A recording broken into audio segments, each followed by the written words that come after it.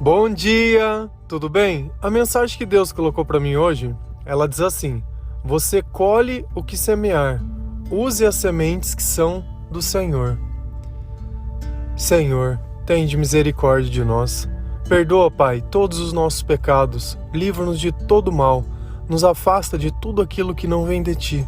Nós agradecemos, Senhor, por mais esse dia, pelo alimento, pelas vestes, pelo banho. Aceita, Senhor, essa nossa oração, esse nosso louvor, pois nós te amamos, bendizemos, adoramos. Somente Tu é o nosso Deus e em Ti confiamos. Eu usei uma tipografia na frase hoje para que a gente possa entender uma coisa. Nós podemos escolher as sementes que nós vamos semear, mas nós só iremos poder colher aquilo que nós plantamos. E quantas vezes dentro da nossa atitude, nós simplesmente plantamos coisas desnecessárias e no final nós queremos colher coisas boas. E quando simplesmente a gente esquece que aquilo que a gente colhe é o que a gente plantou, começamos a reclamar como se a culpa fosse da vida, como se aquilo fosse injusto. Em cada momento da nossa vida, nós temos o poder de escolher. Talvez a pessoa que você esteja hoje, que você tanto reclama, por que você não escolheu diferente?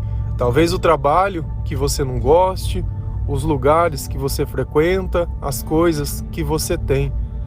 É muito fácil culpar as circunstâncias pelas coisas que você simplesmente deixou de fazer.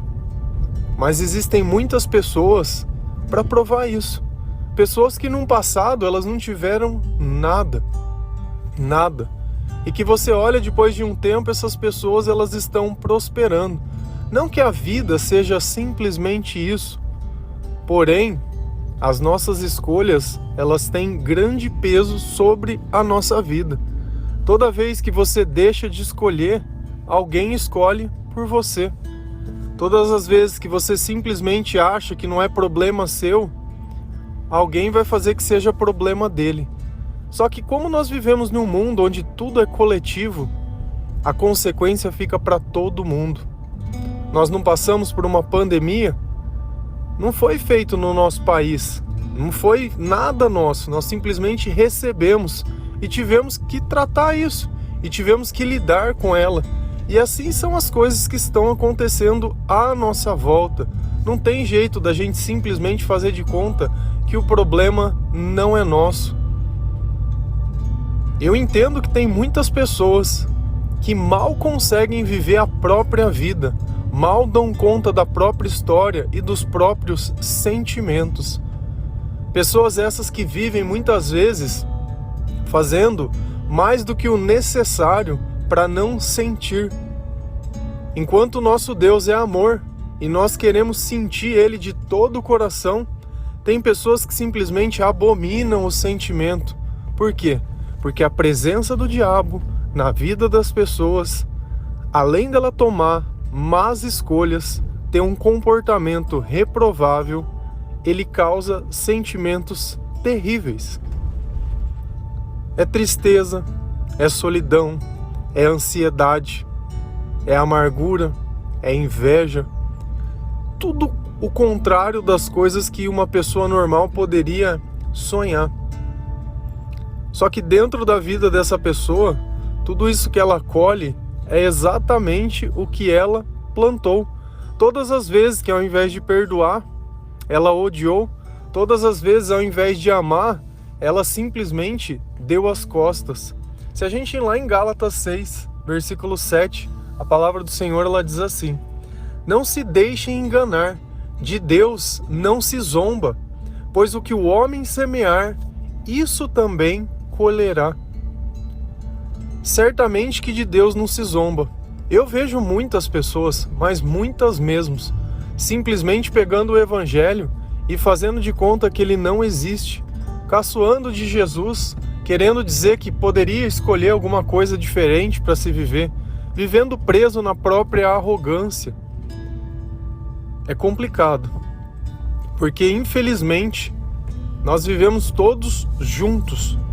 Só que tem pessoas que simplesmente não têm consciência das coisas. E Deus deixou isso muito bem claro, como se a mente dessas pessoas tivesse cauterizado. Sem Deus não existe sabedoria. Ainda que uma pessoa ela se ache estudada, mas se uma pessoa não consegue dar conta dos próprios sentimentos, da própria vida, como eu posso olhar para essa pessoa e dizer que ela é inteligente? E eu sempre vi isso.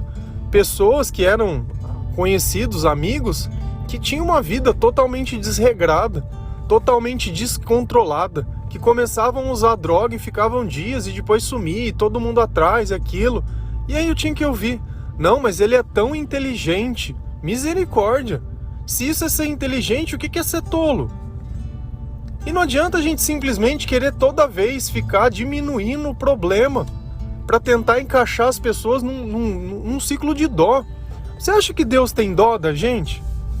Eu tenho dó, sinceramente, da família dessa pessoa, não dela, porque essas escolhas são delas. Eu nunca vi um cigarro pulando na boca de ninguém, eu nunca vi um copo de bebida pegando na boca de ninguém. Ontem eu fui comer um salgado e tinha um homem bebendo com uma criança do lado, e você olhava, que dó da criança, vendo o pai beber e o pai nem aí, conversando, e aquele menininho, você via que ele estava inteiro vestido, não sei se morava junto, se não, se era o dia de visita do pai, se não era. Cara, mas ao invés de dar atenção pro filho, preferia ficar dando atenção pra bebida. E você olha que era uma pessoa já de idade. Meu, se com aquela idade ele não conseguiu resolver os problemas de uma vida inteira, como que vai ser? E a gente fica anunciando um evangelho que pode salvar a vida das pessoas, que pode mudar o comportamento, que poderia entregar um pai para aquele menino. Pelo amor de Deus. E não tem... E o mais engraçado, que o pai ainda ficava, logo que você vai beber, você vai ver como que é bom. Ó, sabe? Que ensinamento que é esse? Que vida é essa? O que você acha que essa criança, coitada, vai ter? Qual que é a imagem que ela vai ter sobre as coisas? E a gente cresce com isso. E ao invés da gente olhar as coisas que Deus ensina e tratar como coisa boa e usar como ensinamento, não! A gente continua criando narrativas, continua buscando coisas que não tem nada a ver, continua querendo defender aquilo que é errado. Sabe, criar uma pecha entre pessoas. O cristianismo, ele não persegue homossexuais. O cristianismo, ele não persegue gente rica. O cristianismo, ele não persegue ninguém. Deus, ele veio para amar. Se a gente entende a razão por que Deus diz que certas coisas não são boas para nós, é porque Ele quer preservar as gerações futuras, a vida de outras pessoas. Porque se todo mundo se tornasse homossexual, daqui 100 anos, 50, não teria mais prosperidade na Terra, no sentido de não iríamos mais nos reproduzir, porque isso não é natural. E se você tem dificuldade de entender isso, eu não tenho nada a ver com isso, porque as coisas são o que são. Pessoas que defendem o aborto, eu queria que a sua mãe tivesse abortado, porque daí você não poderia estar falando uma besteira dessa. Então, toda vez que você defende uma liberdade que fere a liberdade de outro, isso não é liberdade. Toda vez que você quer me impor, eu simplesmente anuncio aquilo que está na palavra de Deus. Deus está preocupado com as gerações. Se você não se preocupa com o que está acontecendo hoje em dia ou com o que pode vir a acontecer, se você simplesmente acha que não é problema seu, que isso não é problema sim. E é justamente por zelar a vida que nós defendemos um evangelho que ele é feito de amor, um evangelho que é feito de pessoas que se importam com a vida, que se importam com o próximo, com os sentimentos e com tudo. Esse mundo, ele jaz no maligno. E não adianta você, sentado numa mesa, né, defendendo ladrão, defendendo coisas que são indefensáveis, achando que tá lá abafando. Cara, você é uma vergonha. É uma vergonha para sua família, é uma vergonha para seus avós, é uma vergonha para as pessoas que lutaram por você, que trabalharam para que você pudesse ter uma vida. Sabe, você simplesmente dá as costas para todo mundo. Tem certas coisas que não são escolhas. Não são escolhas. Se eu tenho as sementes de Deus na minha vida, que é o amor, que é a paz, que é a tranquilidade, para que eu vou semear tempestade? Para que eu vou semear discórdia? Para que eu vou criar um país porque para os meus filhos não vai ter nada? Para que eu vou fazer simplesmente que uma coisa ruim seja boa? Simplesmente porque eu sou tolo o suficiente? Que eu gosto de defender coisas para chamar a atenção? Se você conhecesse a história dessas pessoas e ver o crime que elas cometem aos pais, cara, é tão triste, é tão triste, é tão triste, tão triste, que às vezes a gente não percebe que a dificuldade que a gente vive é justamente essa. É querer ser o esperto o tempo todo. Se a gente ir lá em Provérbios 29, versículo 2, a palavra do Senhor, ela diz assim: quando os honestos governam, o povo se alegra, mas quando os maus dominam, o povo reclama. Tem um país não muito longe de nós aqui, que os padres estão sendo perseguidos. Qualquer pessoa que acreditar nisso, que você acredita em Jesus, está sendo perseguida, está sendo presa, está sendo expulsa do país. As pessoas não vão mais poder falar de Jesus. Você sabe por quê? Porque algum dia, uns simplesmente escolheram, baseado nisso, nessas pautas, né, garantindo o meu sexo, não a minha liberdade, não garantindo que eu possa falar, que eu possa trabalhar, que eu possa viver, que eu possa ter a minha família. Não, sexo, minorias, né, esse tipo. E quando eu falo isso, eu não estou tirando o direito de ninguém, porque nós temos o direito de tudo. Mas o que a gente não pode é viver em função disso. Por que não viver em função do amor? Por que não viver em função do Evangelho de Cristo, que não faz mal para ninguém? Por que querer ficar criando essa disputa de rico e pobre? Ah, não, esse é candidato de rico. Não, esse é de pobre. Cara, não existe rico e pobre. Não existe nada dessas coisas. Existem pessoas que trabalharam e pessoas que não quiseram trabalhar. Pessoas que se dedicaram e que não se dedicaram. Como se todo mundo rico nascesse rico e não tivesse que trabalhar. É fácil a gente olhar o sucesso dos outros e simplesmente diminuir para ver se encaixa na minha vida. Ou simplesmente pegar a cor da minha pele e falar, ou pegar algum problema e problematizar e começar a reclamar.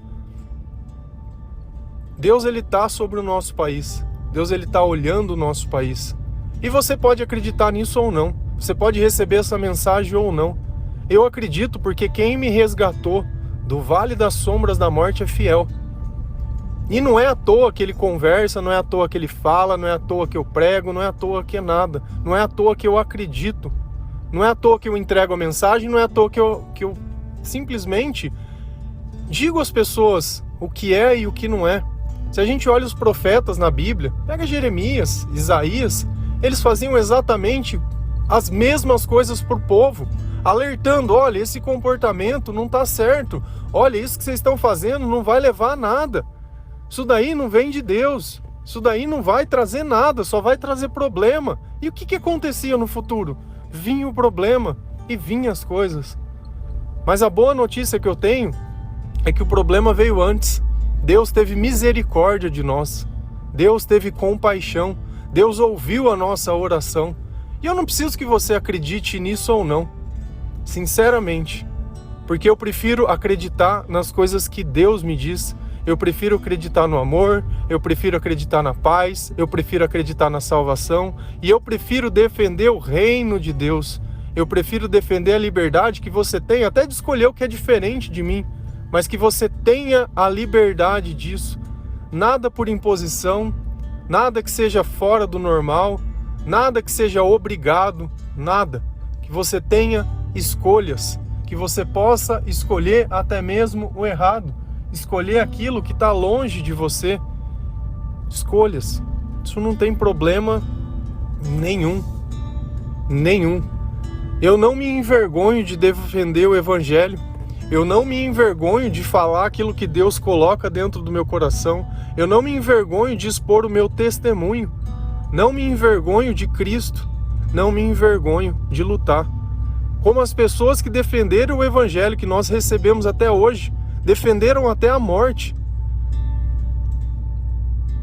E às vezes a gente está aí com medo, acuado, não fala de Deus, não se posiciona, simplesmente age como se não fosse problema. O que é problema? Então chegou a hora de sair do armário, não de condenar. Não é porque hoje você não tem ainda a força do Evangelho atuando dentro de você. Não é porque hoje nós pecamos de forma diferente, não é porque hoje talvez a tua vida e os teus sentimentos estejam tão bagunçados que você não consiga enxergar um caminho. Não tem problema nenhum. Não tem problema nenhum. Vai chegar o tempo, se você continuar caminhando e questionando e orando e buscando a palavra de Deus, que isso tudo vai passar, como passou na minha vida. O que a gente não pode é simplesmente semear no hoje coisas que são desnecessárias, simplesmente dizer achando que está escolhendo alguma coisa. Cara, esses dias eu ouvi tanta besteira de pessoas e pessoas de idade, e eu percebo que a sabedoria não é a idade, a sabedoria é aquilo que vem de Deus. Então eu posso ouvir uma criança pequena muitas vezes falar muito mais comigo do que uma pessoa que já é separada, amargurada e tá lá dentro de um bar enchendo a cara, como se fosse a pessoa mais sábia do mundo. Cara, e eu não falo isso querendo julgar e nem achando que eu sou melhor. Longe disso. Cara, mas chega um tempo que a tua vida, nessa idade, já não tem sentido. O que vai ser de mais pra frente? Será que não tá na hora da gente parar um pouco e pensar, falar, poxa, o que eu tô fazendo da minha vida? Será que vale a pena as minhas escolhas e tudo aquilo que eu passei? Eu simplesmente fazer de conta como se isso não fosse nada? Todo mundo tem direito de errar, não tem problema nenhum. Eu não estou falando isso como se eu fosse um santo, muito pelo contrário, falo isso como um pecador. Mas eu persigo todos os dias as coisas que Deus me diz, tentando buscar uma vida melhor, tentando buscar um comportamento melhor, tentando buscar que Deus se alegre com a minha vida e que eu possa fazer algo útil para alguém, não simplesmente não fazer mal, mas fazer o bem. Sabe, sair um pouco dessa zona de conforto que a gente vive. Só reclama, reclama, reclama. Tem pessoas que estão nos hospitais lutando pela vida, que dariam tudo para ter tua vida, que dariam tudo para ter um órgão do teu corpo, que você destrói ele sistematicamente. Ai, porque fulano, ai, porque ciclano. Cara, até quando? Até quando? Sabe, hoje é um dia que nós temos que tomar uma postura, mostrar que nós nos importamos com as pessoas que nós amamos, com as pessoas que estão por vir, dar a oportunidade das pessoas, a oportunidade. Se amar não é dar oportunidade, eu não sei o que é amor. Se amar não é dar liberdade. Cristo morreu para que nós possamos ser livres. A palavra de Deus diz, aonde tem o Espírito, ali sim tem liberdade. E a gente simplesmente faz de conta que quer acreditar em mentiras, quer acreditar em coisas que não vêm de Deus. Pensa nisso. Você escolhe sim, e faz diferença a sua escolha. Eu escolho Cristo. Eu escolho Deus, pátria e família. E você? Amém? Que Deus abençoe. O mal não vai vencer.